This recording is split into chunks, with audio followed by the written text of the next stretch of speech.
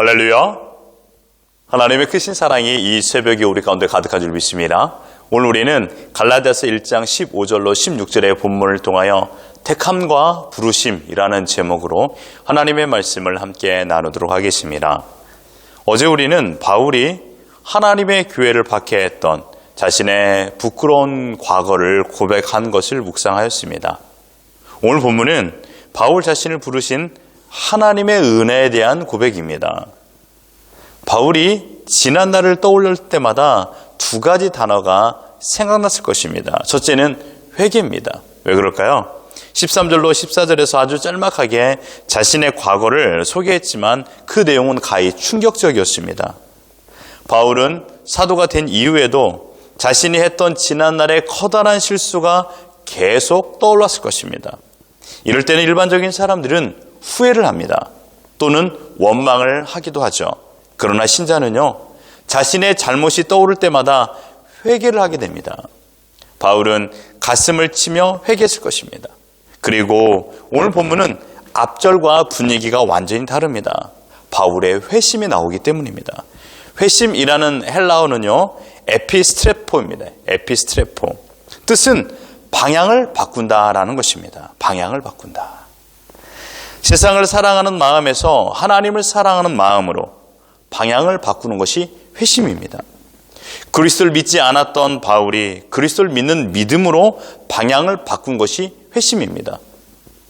인본주의적으로 자기 중심으로 살았던 인생에서 하나님 중심으로 살아가는 그것이 회심입니다. 그러나 회심에서 아주 중요한 것은 주체가 누구인가 이것입니다. 본문 15절을 보실까요? 그러나 내 어머니의 태로부터 나를 택정하시고 그의 은혜로 나를 부르시니가. 정확하게 회심의 주체가 누구인가를 말하고 있습니다. 15절에서 중요한 동사 두 개가 나옵니다. 택정하다와 부르심입니다. 결론을 먼저 말씀드린다면 이 회심의 주체는 그러므로 바울 자신이 아니라 하나님이십니다. 바울은 택정하다라는 헬라어 아포리사스를 사용했는데 이 뜻은 경계를 지어 다른 것들로부터 구별하다라는 뜻입니다. 누군가 힘 있는 사람이 구별하는 것을 말하는 것이죠. 그러므로 이것은 자신 스스로 구별하고 싶어서 구별되는 것이 아닙니다. 누군가가 구별하는 것입니다. 이 누군가가 누구입니까? 내 어머니의 태로부터 택정하신 분입니다. 그러니 나보다 먼저 태어나야 되겠죠? 그런데요, 어머니보다 먼저 태어나야 됩니다. 누굴까요? 하나님이십니다. 어머니의 태로부터라는 말은 하나님의 선택이 바울 자신이 알지 못했을 때, 심지어 자기가 태어나기 이전에 이루어진 신비한 것이며 그러므로 결코 변하지 않는 불변적인 것을 보여주고 있습니다. 바울은 분명 예수님을 영접하기 이전에 하나님의 교회를 박해했던 악한 죄인이었습니다. 저주받아 마땅한 존재였죠. 그런데 하나님은 바울이 태어나기 이전부터 복음을 위하여 그를 구별하셨다라는 것입니다. 바울은 구별한 하나님의 선택은 갑자기 이루어진 것이 아니라고 말하고 있습니다.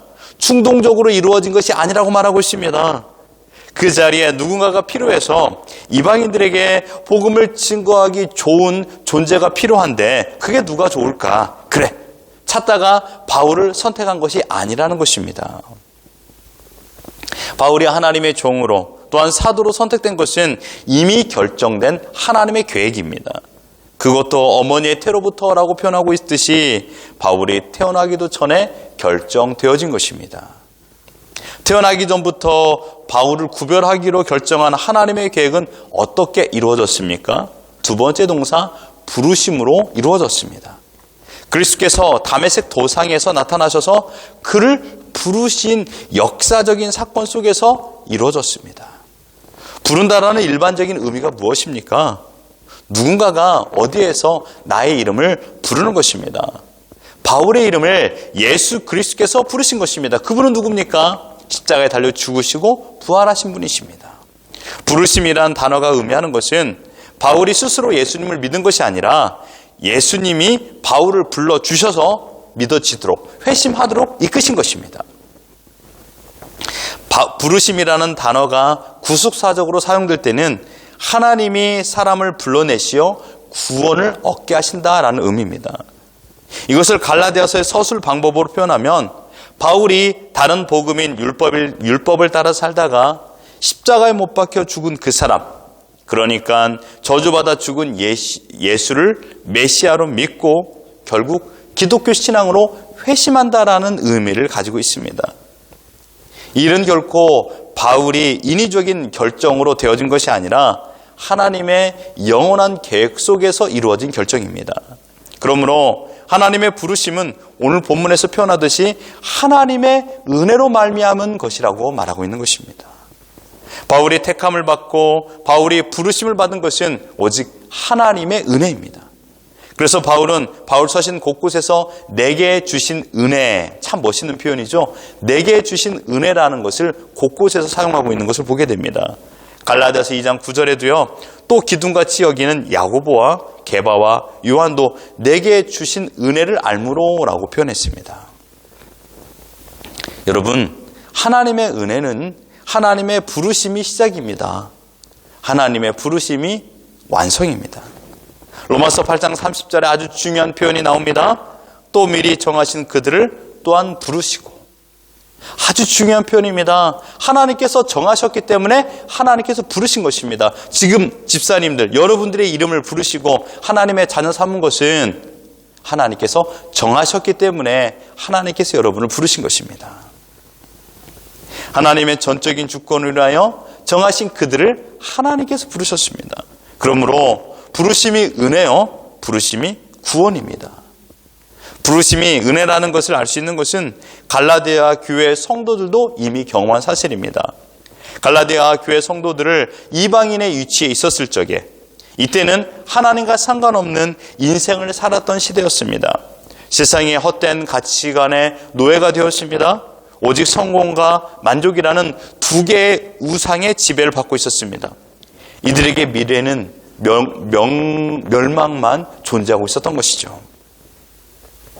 하지만 하나님은 창세전에 선택하신 갈라디아 교회 성도들을 하나님의 때 그리스도의 은혜 가운데 하나님의 자녀로 부르셨습니다. 갈라디아서 1장 6절을 보시면요.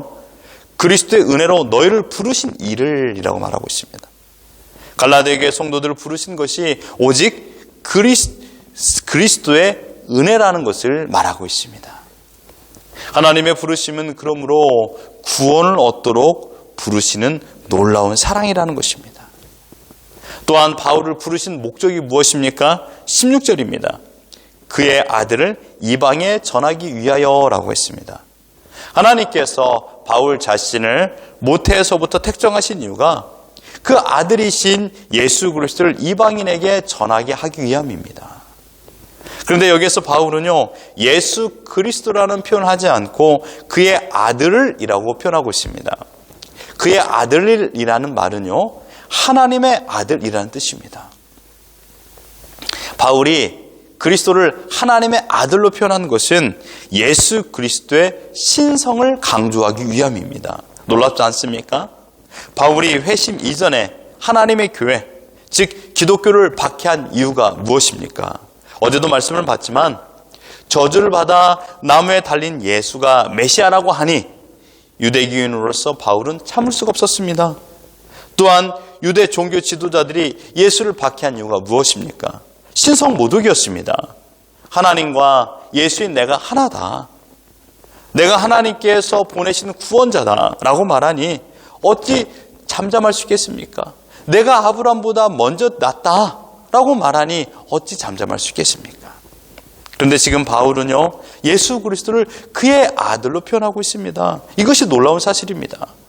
나무 위에 못 박혀 율법의 저주를 받은 존재로 알고 있었던 이 예수가 다메섹 도상에서 부활하신 메시아와 그리고 하나님의 아들임을 바울은 깨달은 것입니다. 그런데 놀라운 표현을 바울이 다시 한번 하고 있습니다. 내 속에 나타내시기를 기뻐하셨다라는 것입니다. 무슨 뜻입니까? 하나님께서 하나님의 아들이신 예수 그리스도를 바울이 깨달아 알기를 기뻐하셨다라는 것입니다. 이것을 신학적인 용어로 계시라고 합니다. 깨달아 알게 한다라는 것이죠. 무엇을 깨달아 알았습니까? 하나님이 예수님이 하나님의 아들이라는 사실을 깨달아 알았습니다. 예수님이 우리를 구원하실 메시아라는 것을 깨달아 알았던 것입니다. 이 유대한 진리를 깨달아 알았을 때 바울의 반응은 무엇입니까? 16절 하반절에 곧 혈육과 의논하지 아니하였다라고 말하고 있습니다. 여기서 혈육이라는 것은 일반적인 의미로 가족입니다. 하지만 혈육이라는 헬라어 사르키를 사용한 것을 봐서는 연약한 인간을 표현한 것입니다. 바울은 다메섹에서 경험한 부르심의 사건을 죄인된 인간들과 의논하지 않았다라는 것입니다. 오직 부르신 그대로 하나님께 순종하였습니다. 바울은 바울 자신의 뜻대로 구원에 이르거나 사도로 부름을 받은 것이 아닙니다. 오직 하나님의 전적 주권으로 인하여 창세전에 하나님의 계획 가운데 선택받아 구원에 이르렀고 사도가 된 것입니다. 택함과 부르심은 하나님의 주권입니다. 우리 또한 마찬가지입니다. 하나님의 백성으로 택하시고 하나님의 백성으로 불러주셨습니다. 그러므로 우리가 살아가는 모든 인생은 내 뜻대로 펼쳐지기를 소망해서는 안 됩니다. 사도 바울은요, 철저하리만큼 하나님의 뜻이 내 안에서 이루어지기를 소망했습니다. 우리도 마찬가지입니다. 오직 하나님의 뜻대로, 부르신 그분의 뜻대로 진행되는 인생이어야 됩니다. 그러므로 우리는 감사해야 됩니다. 택함과 부르심은 결코 우리를 억제하거나 자유를 빼앗아가는 것이 아닙니다. 우리에게 진정한 자유, 곧 죄로부터 자유를 주시고 영생을 주시기 위한 하나님의 택함과 부르심이기 때문에 우리는 감사해야 됩니다. 이 일은 우리가 어떠한 행위나 공로가 있어서가 아닙니다. 사도 바울이 모태 만들어지기도 전에 하나님께서 불러주셨다라고 말하고 있지 않습니까? 사도 바울이 했던 것은 아무것도 없다는 얘기입니다. 오직 우리의 행위나 공로의 결과로 우리를 부른 것이 아니라 예수 그리스도 안에서 예수 그리스도의 죽으심으로 말미암아 구원이 성취된 은혜로 택함과 부르심이 우리 안에 있었던 것입니다. 여러분, 바울이 지난 날을 떠올렸을 때 두 가지 단어가 생각난다고 하지 않았습니까? 첫째는 회개예요. 그렇다면 두 번째는 무엇일까요? 감사합니다. 죄인 중에 괴수인 나를 부르시고 하나님의 자녀 삼아주신 그 은혜를 생각할 때마다 바울은 감사가 넘쳐났던 것입니다. 택함과 부르심을 받은 신자 여러분, 오늘 우리가 해야 될 것은 무엇일까요? 원망과 불평이 아니라 감사합니다. 택하여 주심에 감사하는 것입니다. 불러주심에 감사하는 것입니다. 구원과 영생을 베풀어 주신 하나님께 감사하는 것입니다. 그 감사가 하나님을 하나님으로 인정하는 것이요, 하나님을 기쁘시게 해드리는 것입니다. 그 감사가 오늘 여러분의 삶을 풍성하게 만듭니다. 이런 은혜로 오늘 하루를 감사하며 하나님께 영광 올려드리는 삶을 살아가는 우리 모두가 되기를 예수 그리스도 이름으로 축원합니다.